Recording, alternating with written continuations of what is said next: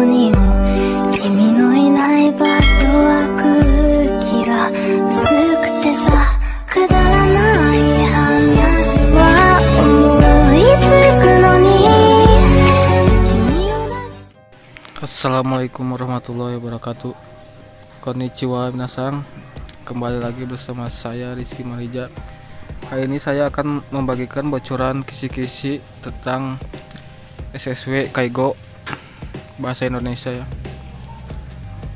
Ini kisi-kisi bocoran yang saya rangkum dari buku ujian evaluasi.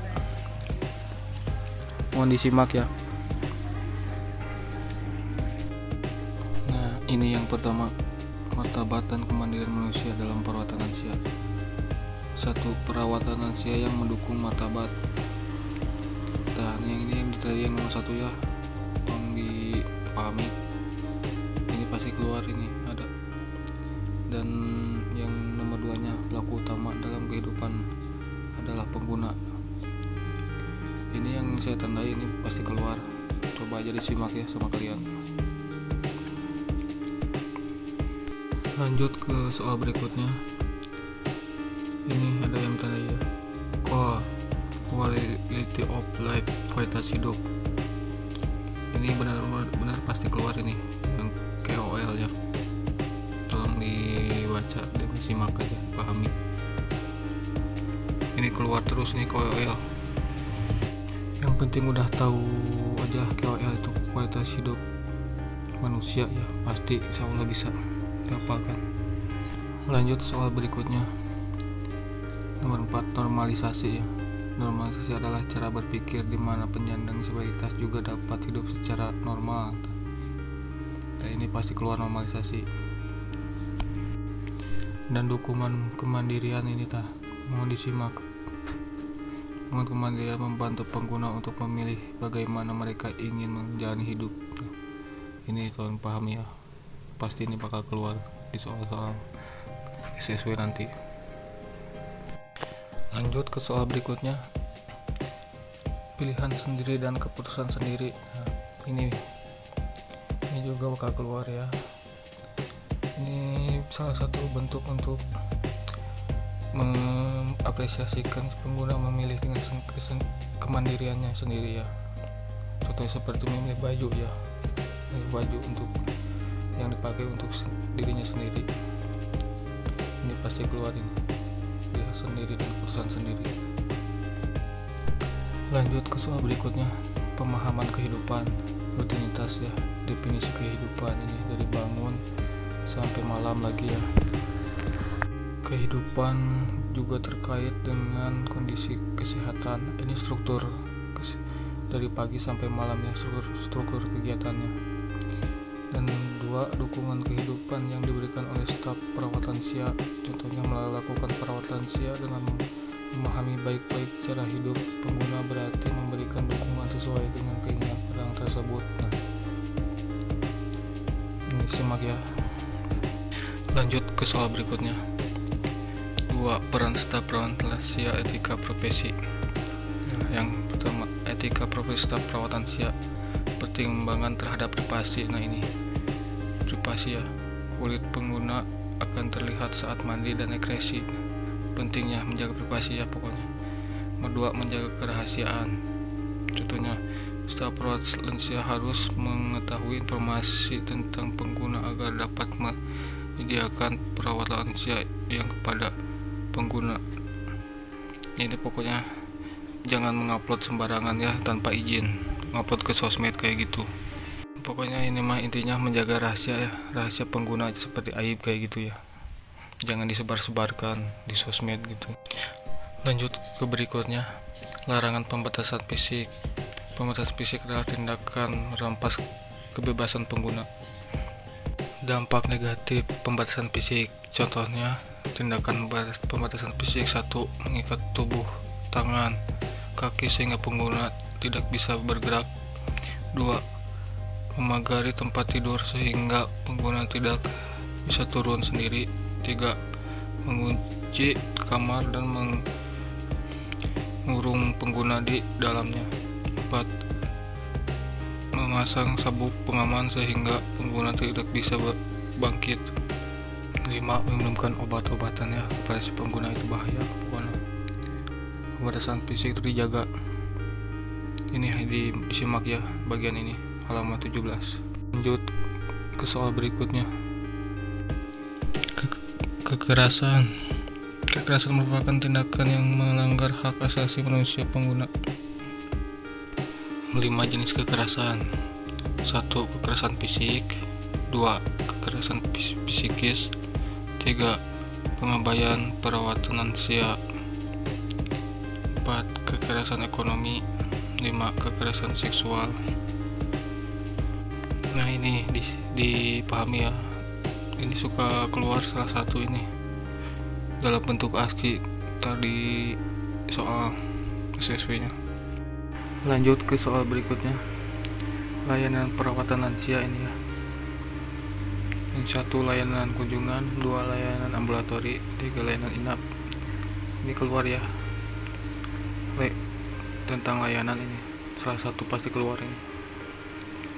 Struktur layanan di bawah ini seperti gambarnya, layanan kunjungan, layanan ambulatori, layanan inap seperti apa gitu. Mohon dipahami, ini pasti ada ini. Lanjut ke soal berikutnya, proses perawatan lansia. Alur datar proses perawatan lansia ini ada 4 ya. 1. Penilaian. 2. Penyusunan rencana. 3. Evaluasi. 4. Evaluasi. 3. Pelaksanaan ya. Ini pasti keluar struktur layanan ini, pasti disimak saja lah, pasti keluar ini. Lanjut soal berikutnya, semangat. Ini semangat adalah perasaan ketika seseorang ingin melakukan sesuatu. Contohnya seperti kita memberikan semangat kepada pengguna kayak gitu ya, disemangatin biar gak frustasi. Stres adalah keadaan yang terjadi pada mental dan fisik ini. Next, soal berikutnya ini memori. Proses perekaman memori. Jenis memori ada memori episodik, memori semantik, memori priming, memori prosedural. Memori episodik, memori tentang pengalaman ya. Memori semantik, memori tentang pengetahuan. Memori priming, memori yang diingat tanpa disadari. Memori prosedural, memori yang diingat oleh tubuh, ini pasti keluar. Next, soal berikutnya, kebutuhan Maslow ini ada 5 ya. 1. Kebutuhan fisiologis. 2. Kebutuhan akan rasa aman. 3. Kebutuhan karena memiliki dan kasih sayang. 4. Kebutuhan akan penghargaan. 5. Kebutuhan aktualisasi diri.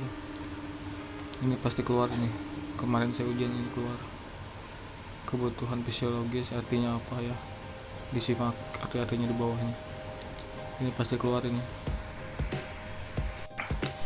Lanjut soal berikutnya ya, siklus tidur. Contohnya yang tidur non REM,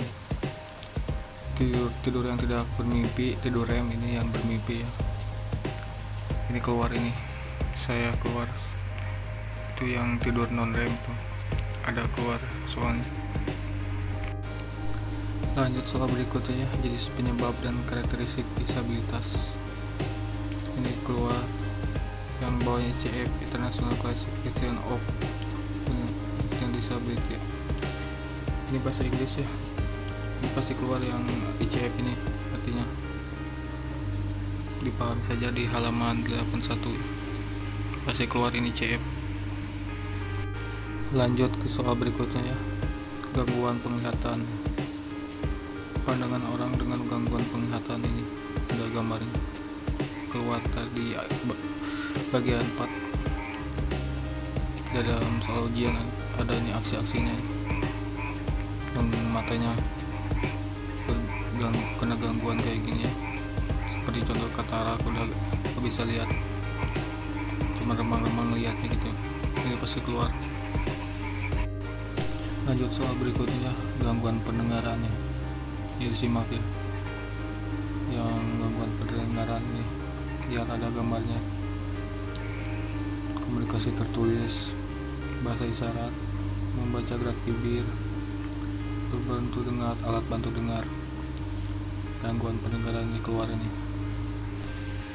Simak lanjut soal berikutnya, gangguan bicara ini, kondisi pengguna dengan afasia. Jadi gangguan bicara ya, susah mengungkapkan kata-kata, contohnya kayak gitu, bicara tuh susah kayak gitu. Gangguan bicara ya, disimakin halaman 84. Soal berikutnya ya, gangguan intelektual, gangguan mental, gejala gangguan mental yang ada di gambar delusi, depresi sama manik. Ini keluar dalam soal ujian, pasti keluar ini gejala gangguan mental, gangguan intelektual ini di halaman 87 ya, pasti keluar. Lanjut ke soal berikutnya ya, perbedaan antara lupa dan demensia. Ini perbedaan dengan lupa ada di kolom bawah. Lupa pada penuaan, lupa pada demensia ya. Dua yang bawahnya, poin penting dalam perawatan demensia. Ini demensia pasti keluar ini, lupa pada penuaan sama lupa pada demensia. Lanjut ke soal berikutnya, penyakit kusal utama dan gejala demensia ini. Penyakit kusal utama dan gejala demensia ada 4: demensia Alzheimer, demensia vaskular, demensia dengan body Lewy, 4 demensia melanopolik. Disimak ini pasti keluar tentang demensia kebanyakan sih. Lanjut ke soal berikutnya, gejala demensia. Gejala demensia serta gejala perilaku dan mental ini ada di kolomnya. Dipahami aja, jangan dihafalkan. Kalau dihafalkan pasti lupa. Pahami aja gejala demensia. Lanjut soal berikutnya, gejala mental, halusinasi ya. Seperti contoh yang di bawah ini. Kalau halusinasi, kalau delusi berarti meyakini sesuatu yang tidak terjadi sebagai kenyataan. Ini delusi, beda sama halusinasi. Ini pasti keluar delusi sama halusinasi. Lanjut soal berikutnya, keterampilan komunikasi, menyimak, berempati, menerima. Ini keluar ini antara menyimak dan berempati, menerima. Keluar ini soal kemarin saya. Soal berikutnya, menjelaskan tempat dan arah secara terperinci. Contoh metode dan alat bantu komunikasi untuk pengidap gangguan penglihatannya. Ini alat untuk bantuan penglihatannya. Ini keluar ini. Disimak aja ya di halaman 109. Lanjut soal berikutnya, komunikasi dengan pengidap gangguan pendengaran. Ini ada contoh-contohnya ya di halaman 110. Berkomunikasi dengan gangguan pendengaran ya. Soal berikutnya ya, komunikasi tertulis, bahasa isyarat, alat bantu dengar. Ini juga sama ya, di halaman 111 pasti keluar ini, bahasa isyarat, alat bantu dengar dan komunikasi tertulis ini. Disimak ya. Soal berikutnya, berkomunikasi dengan pengidap afasia. Ini pengidap afasia ya, hal yang diperhatikan dalam berkomunikasi dengan afasia. Di halaman 112 ini keluar pengidap afasia. Soal berikutnya, berkomunikasi dengan pengidap demensia. ini keluar ya, suatu komunikasi dengan pengidap demensia. Contohnya seperti yang digambar ya, contoh lagi bicara pengidap demensia, tolong dipahami. Lanjut soal berikutnya, hubungan dengan ADL dan IDL. Ini keluar ya pengertian ADL sama IDL ya, yang di bawah ini. Ini yang contoh di atasnya gambar kesehariannya. ADL pasti keluar ini. Kemarin saya juga ada. Simak ya. Lanjut ke soal berikutnya, dekubitus.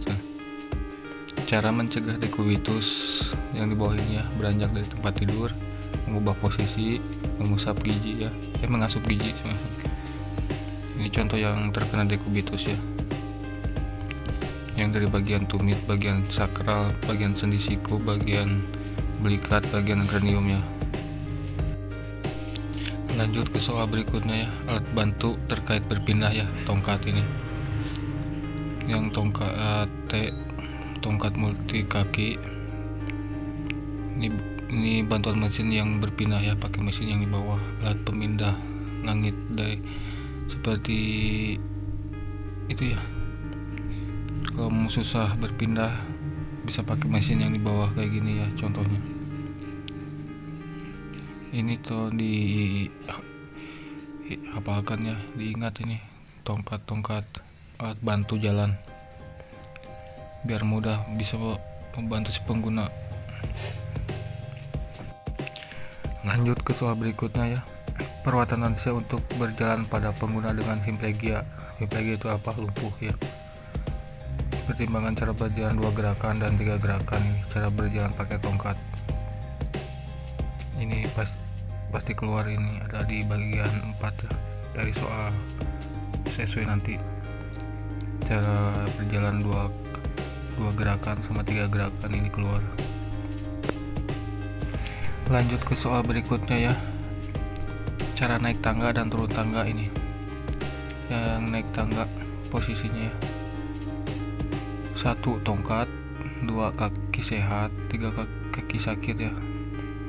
Yang turun tangga, tongkat dulu, kaki sakit, lalu kaki sehat. Nah, ini caranya ya. Lanjut ke soal berikutnya ya, perawatan lansia untuk berjalan pada pengguna dengan gangguan penglihatan. Ini 7 perawatan lansia untuk menggunakan kursi roda. Ini nama-nama bagian dari kursi roda ya, ini dihafalkan, suka keluar ini, contoh seperti di gambar ini. Lanjut ke soal berikutnya, hal-hal yang perlu diperhatikan terkait kursi roda. Beralih dari tempat tidur ke kursi roda, caranya cara beralih ini dah. Yang 1 memeriksa kondisi fisik dan lain-lain, ini ada dari contohnya ya, 1-5 cara terkait berpindah dari kursi roda.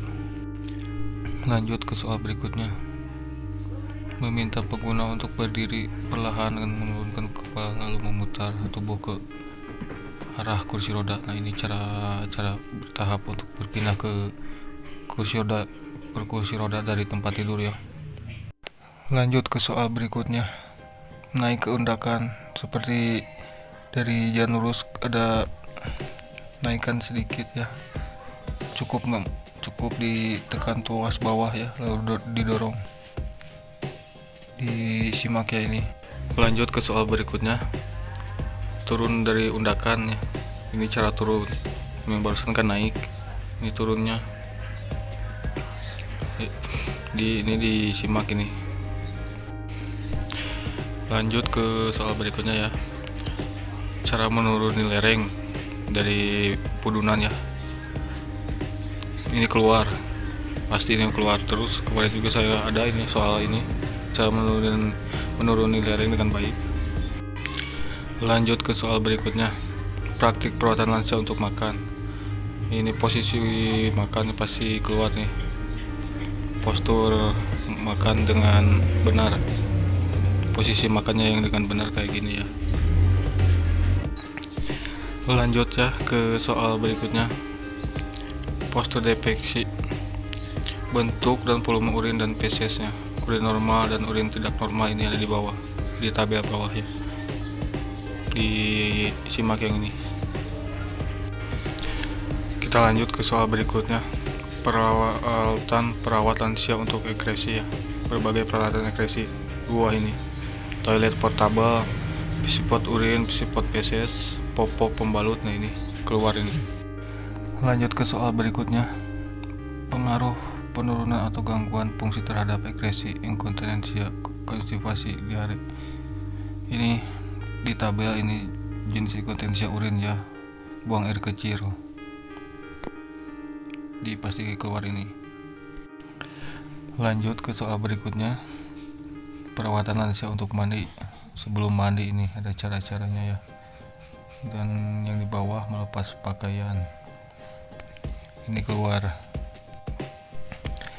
Lanjut ke soal berikutnya, selama mandi. Ini keluar ya dari halaman 191 ini, cara mandi dengan benar. Kalau si penderitanya lumpuh dari bagian kanan atau kiri, cara masuk ke bak mandinya gimana, ini ada cara-caranya ini keluar ya.